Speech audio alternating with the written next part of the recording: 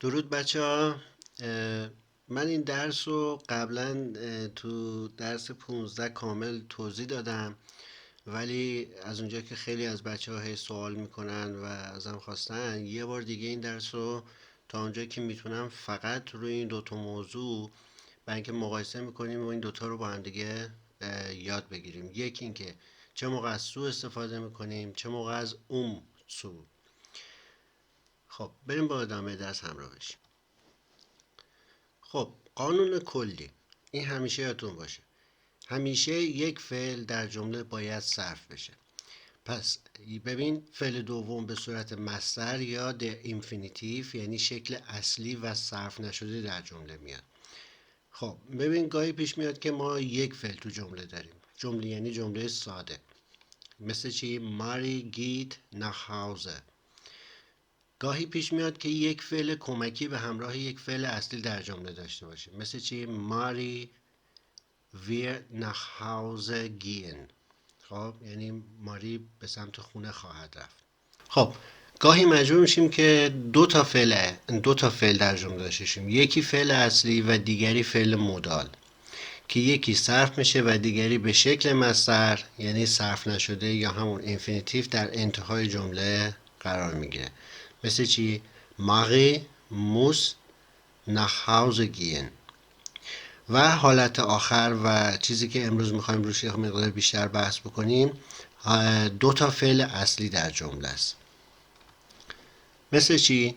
مثل این جمله که براتون مثلا میگیم Es beginnt zu regnen، یعنی الان هوا شروع میکنه به باریدن. خب ببینید این یه فعل اصلی beginnen و zu regnen. ببینید یکیش صرف شد و دومی، ما اگر دو تا فعل اصلی تو جمله داشته باشیم نمیتونیم که هر جفتشو، یعنی اینو به صورت مثلا صرف نشده بیاریم، فقط با مودال ها میتونیم این کار رو بکنیم. وقتی که دو تا فعل اصلی تو جمله داشته باشیم باید فعل دوممون به همراه سو بیاد، بهش میگن اینفینیتیو زاتس، به این شکل میگن. یه مثال دیگه براتون میزنم. Meine Mutter immer vergisst ihren Schlüssel mitzunehmen. ببینید معنیش میشه مادر من همیشه فراموش میکنه کلیدش را با خود ببرد. ببین فرگسن فعل اصلی صرف شده، mitnehmen یعنی همراه برداشتن و با خود برداشتن، چون فعل جدا شدنی هست این سو بین این دوتا قرار میگیره، بین فورزیلبه یعنی پیشبند و فعل اصلی. خب حالا این موضوع امروز ماست. این قسمت و افعالی که معمولا به صورت اینفینیتیو سو استفاده میشن را میتوانید در انتهای ویدیو درس 15 کامل ببینید.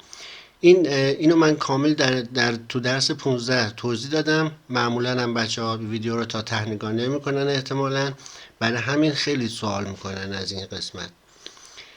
ولی بحث مورد نظرمون که قراره یکم روش بیشتر کار کنیم این هست، سو.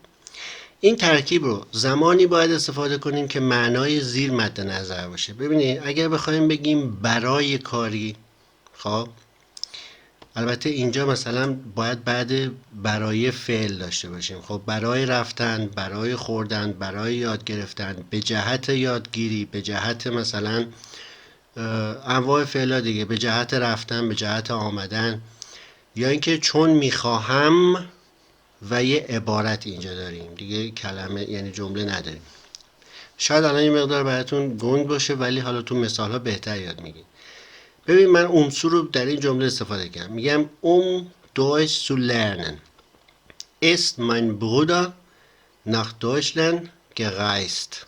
خب حالا ببین اگه بخوام این Deutsch zu lernen رو ترجمه کنم میگم به جهت آلمانی یاد گرفتن برادرم به آلمان سفر کرده، یا برادرم به آلمان سفر کرده برای آلمانی یاد گرفتم. همونطور که میبینید ببین بعد از این دوتا تو معنی فارسیشون بعد این دوتا باید فعل بیاریم، فعلی که بین و سو قرار میگیره، یعنی در واقع بعد از سو قرار میگیره.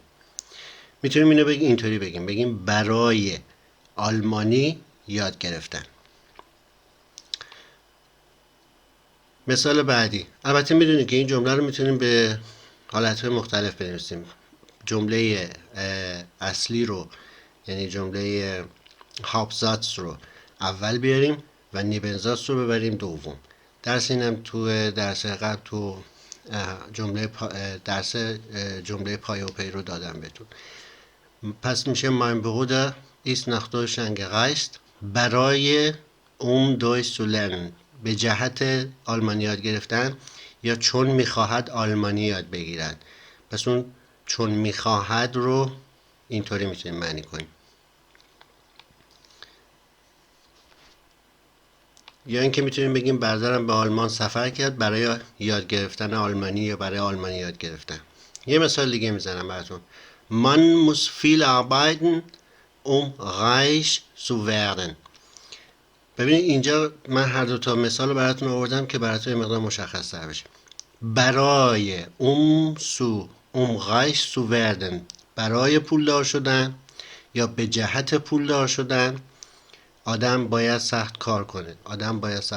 پس میدونید به همین راحتی، یعنی چیز پیچیده ای نداره.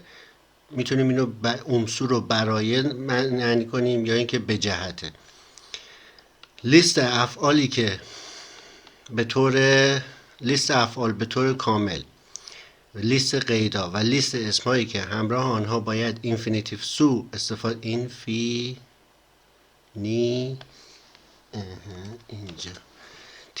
استفاده شوند را در درس 15 در انتهای ویدیو میتونیم ببینیم. تا ویدیو بعدی، چوس.